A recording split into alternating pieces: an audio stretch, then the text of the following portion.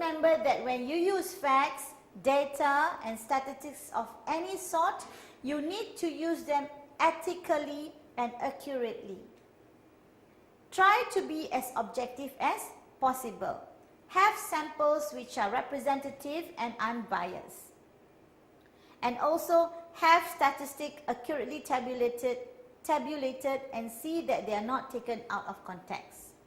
Remember that when you quote a source, you must quote it in context, never out of context. Do not ever change content to fit your case.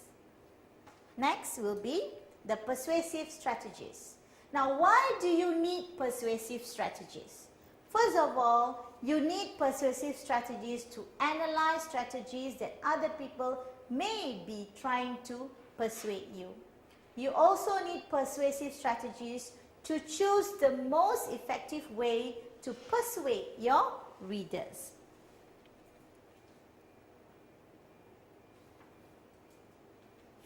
Now, if you wish to be a persuasive writer, you must plan what strategies to use. Am I right? Because you want to use the strategies to gain readers' support for the actions you recommend and the positions you advocate. So, what are the possible persuasive strategies?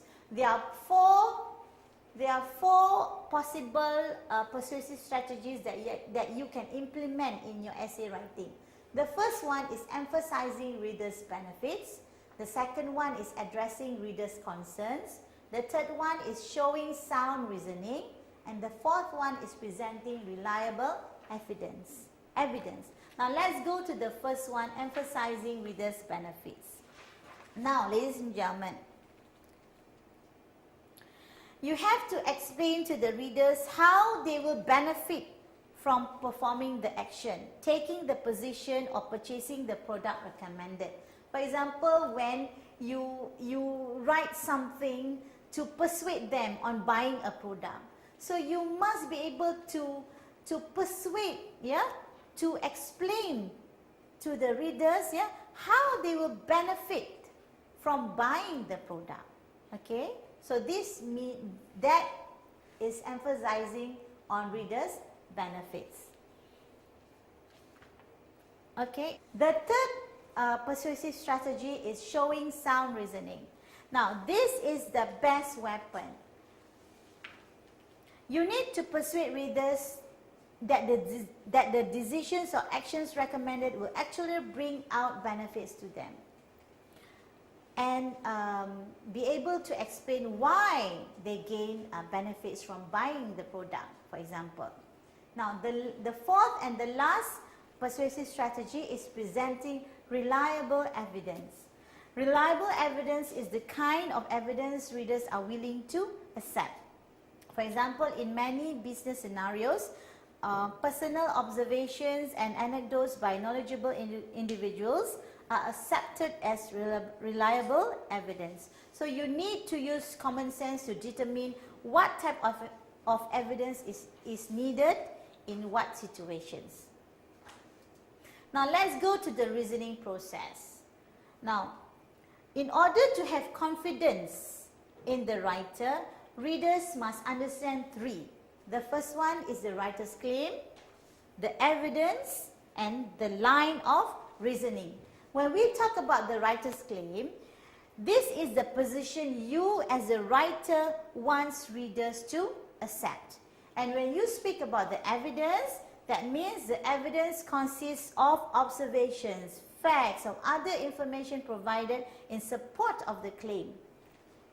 And when you talk about the line of reasoning, is the connecting link between the claim and the evidence. The reasons given for believing that the evidence proves the claim. Next will be direct and indirect patterns of organizations. Now, these 3 points will look at the direct and indirect patterns of organization. The first one is organizing to create a positive response. The second one is direct pattern of organization.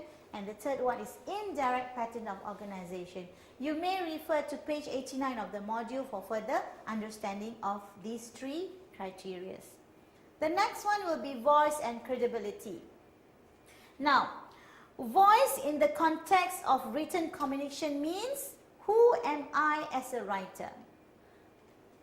So it is good to be yourself when you write. Be sincere when you try to persuade others and win them to your side. People will accept you by being you because they know that you are credible and can be trusted.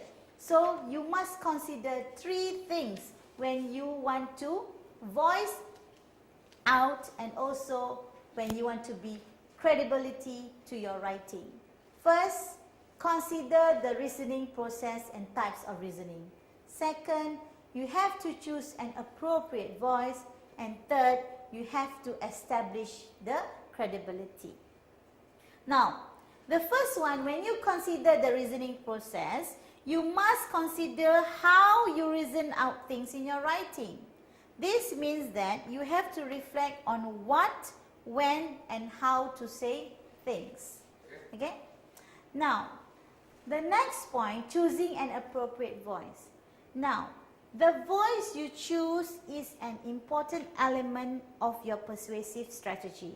It represents both the role you assign yourself and the role you assign your readers. For example, if you intend to write to your friends, but then the voice you write sounds as if you're writing to your boss.